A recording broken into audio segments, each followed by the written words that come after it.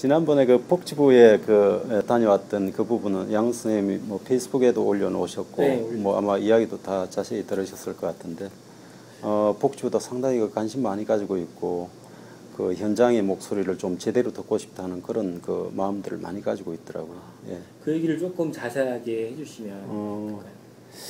예, 지난번에 그 양원 선생님이 이제 요청을 하셔서, 뭔가 이제 우리 현장의 그 공생평가 핵심 그룹의 어떤 목소리들이 좀 그 소위 그 제도권에 좀 전달이 제대로 됐으면 좋겠다. 특히 이제 복지부, 그리고 이제 평가를 담당하는 사회복지시설평가원에 좀 제대로 됐으면 좋겠다 해서, 마침 저 부산대학교 이기영 교수님이 복지부가 장관, 정책보좌관, 그러니까 선진화기획관 쪽에 있습니다. 그래서 마침 이거 연락을 했더니 뭐 적극적으로 이제 현장에 그런 목소리가 있다는 걸 이제 본인도 알고 있고 본인이 적극 도와주겠다고 해서 서비스 자원과의 과장님하고 직접 연결이 됐었고요.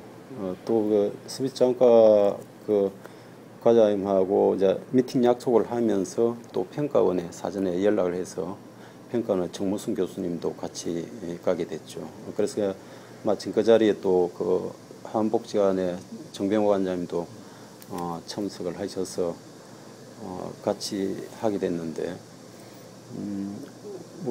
그 미팅 전에 그 복지부 과장님 그 말씀은 뭐 현장의 목소리를 뭐 좀 뭐 평가원에 이제 상관없이 평가원에 너무 구애받지 말고 현장 목소리를 그대로 좀 전달해 줬으면 좋겠다라는 그런 요구가 있을 정도로 실무 그룹과 현장에 대한 어떤 기대감을 좀 가지고 있었고, 또 그런 목소리를 최대한 담아서 이번 평가 공생평가 핵심 그룹의 어떤 이 이야기들을 좀 제대로 담아서 내고자 하는 그런 마음들은 충분히 읽을 수가 있었습니다. 정무순 교수님도 거기에 대해서 충분히 뭐 공감을 하고 있고, 뭐 정무순 교수님도 그때 그 자리에서나 또 그 이후에도 현장의 어떤 목소리들을 충분히 담겠다. 물론 본인도 그 동안에 하는 그 평가의 어떤 경험도 있고 또 그런 부분에 좀 담고자 하는 어떤 노력들도 있었는데 여러 가지 인력이나 예산 부분 때문에 담지 못하는 그런 부분들도 많이 있었다고 이야기는 하더라고요.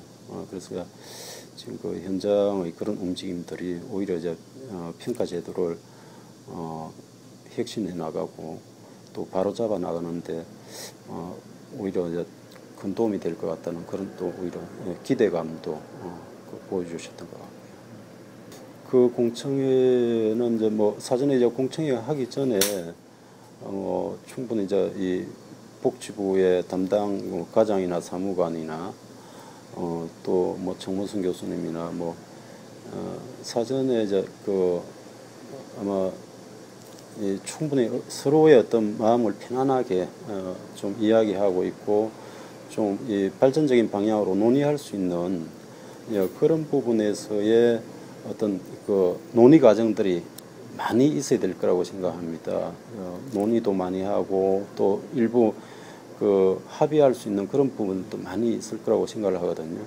지금 뭐 당장에도 그날 보니까 그 복지부에서 논의하고 이 양은 선생님이 설명하는 평가 핵심 그룹의 어떤 내용들이 꼭 복지부가 아니라도 그 사회복지시설 평가원 차원에서라도 또 수렴해서 조정해 나갈 수 있는 그런 사항들도 있다고 생각이 들더라고요. 그래서 우리가 많은 좀 소통을 하고 또 논의하고 합의하는 그런 과정들이 훨씬 더 중요하다고 생각을 하고 있고, 또한 항상 그 평가 지표나 평가 그 실제에 있어서의 그 실무자들의 어떤 참여 뭐 이런 부분이 항상 배제가 되는 부분들이 있어요. 그래서 그런 부분들이 정말 어떤 그 평가자의 어떤 그 입장이 아니라 평가자와 피평가자가 어떤 상호 동등하는 입장에서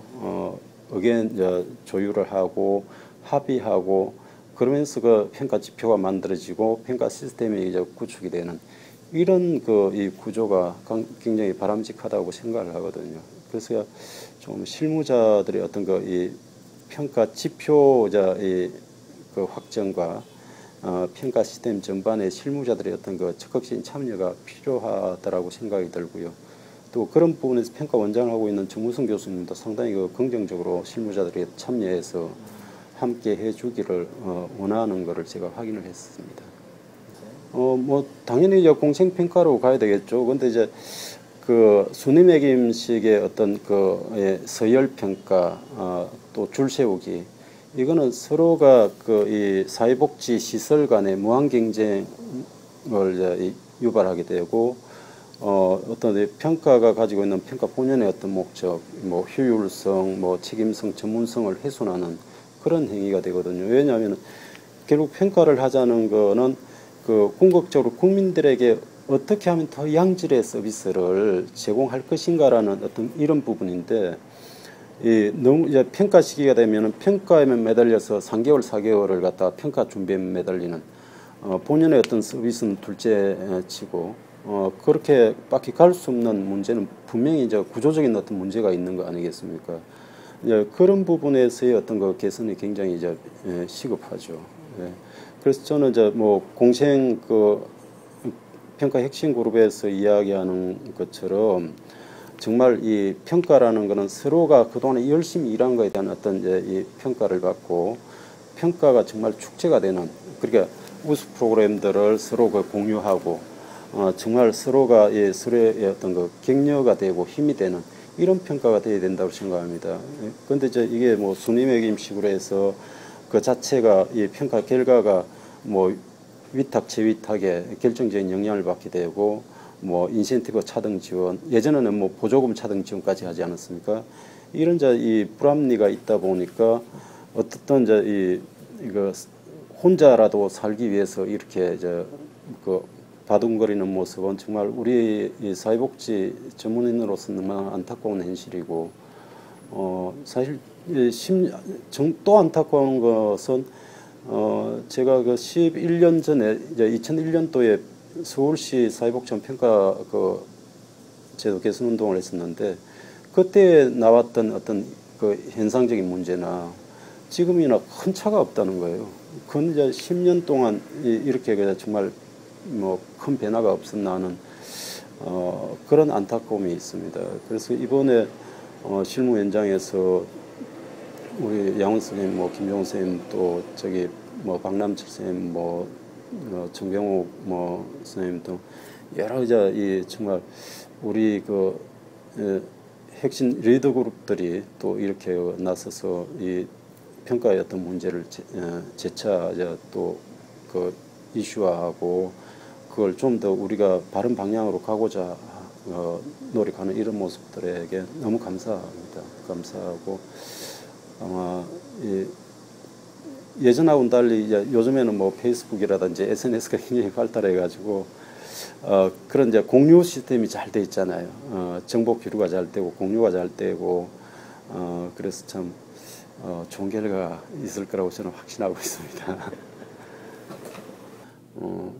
결국 어떻게 보면 이제 우리 그 협회가 이 부분에 대해서 가장 그 관심 있게 참여를 해야 된다고 저는 생각합니다. 왜냐하면은 모든 사회복지 시설에 다 우리 사회복사들이 그 활동을 하고 있지 않습니까? 결국 이 평가 문제로 사회복지의 어떤 전문성이 훼손되고 또 실무자들이 정말 안 해도 될 그런 쓸데없는 이 페이퍼워크에 막 이 모든 시간을 소비해야 되고 뭐 이런 부분에 너무나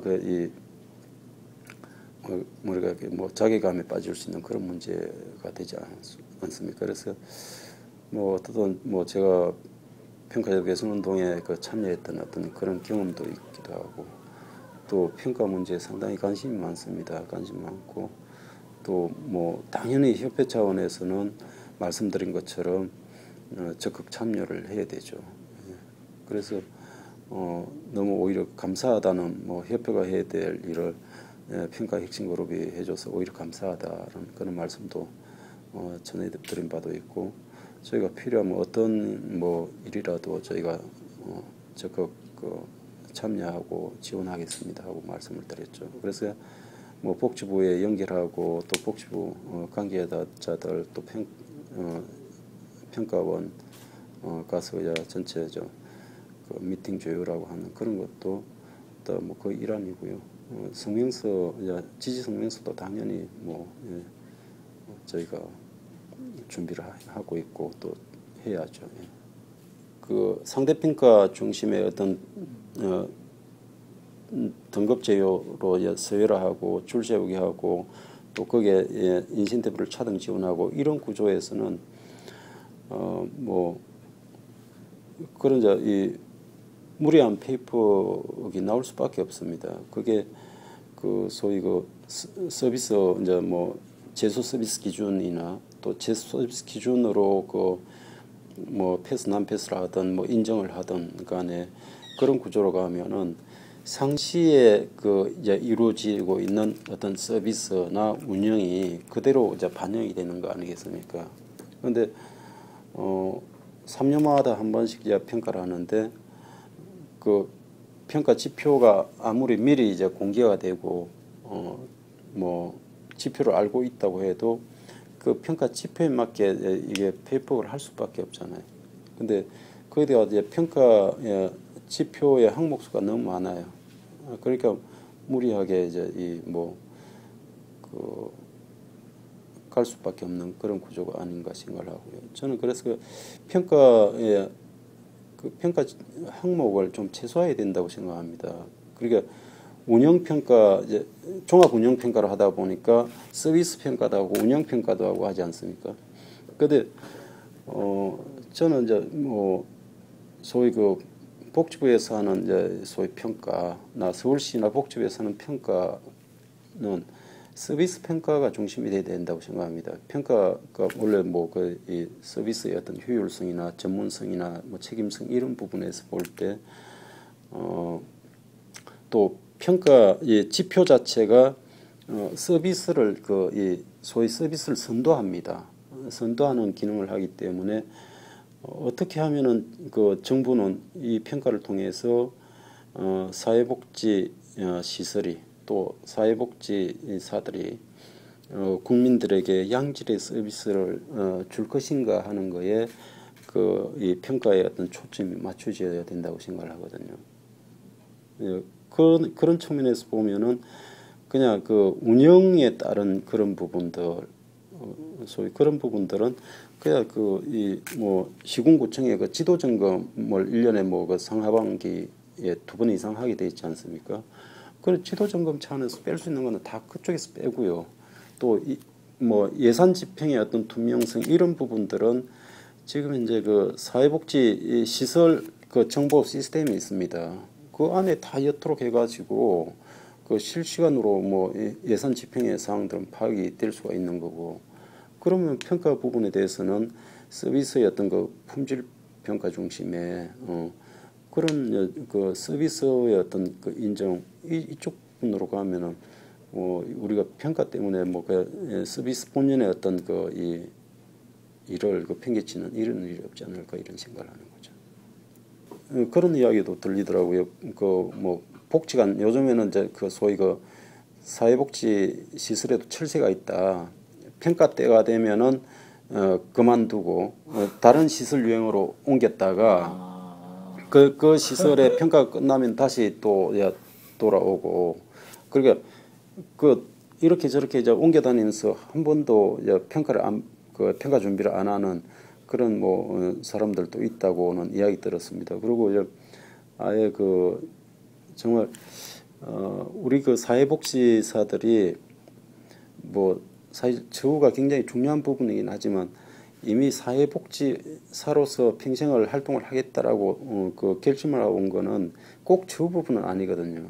어떤 이 사회적인 인정이나 자아 실현이나 이런 부분들에 대한 게 굉장히 크지 않습니까? 그렇기 때문에 사실 저 부분을 열악한 처에도 불구하고 그 일을 하겠다고 왔는데, 정말 내가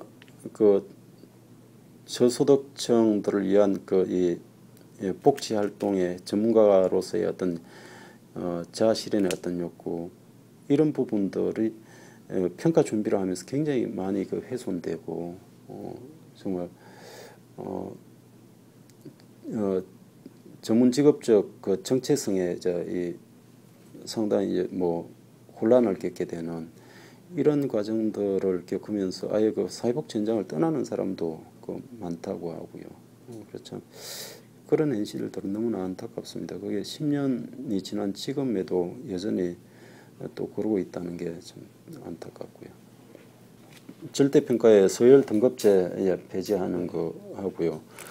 또 어떤 이제 최소 서비스 기준을 정해놓고 소위 뭐 중지표 뭐 소지표가 있으면 중지표 중심으로 이제 큰 영역 그 서비스의 어떤 영역과 또 소지표 중심의 어떤 프로그램들 중심으로 해가지고 이게 소위 사회복지 서비스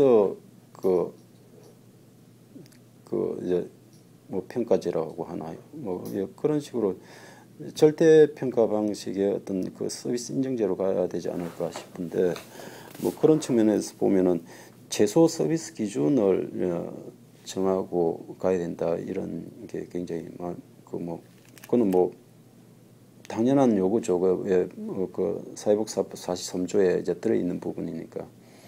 그리고 이제 그 보건복지부도 지금 그 사회복지 시설 유형별로 그 최소 서비스 기준을 법에 의해서 최소 서비스 기준을 정하고 있다고 합니다. 그걸 이제 어떻게 이제 마련할 것인지에 대한 그 고민을 하고 있는 그런 입장이라서 지난번에 복지부 갔을 때도 그 이야기는 좀 했었어요.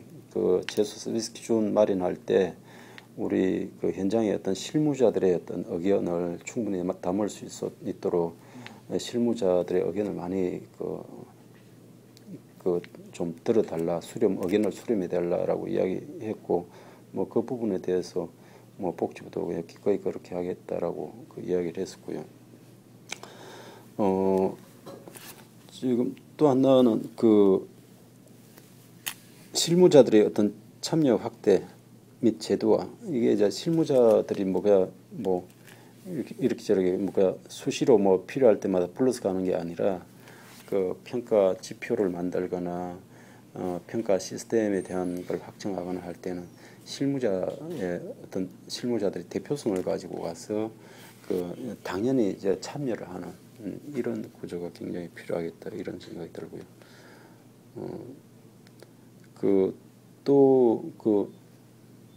그 축제 형태의 어떤 사업 공유 평가, 소위 이제 우수 프로그램들을 같이 공유하고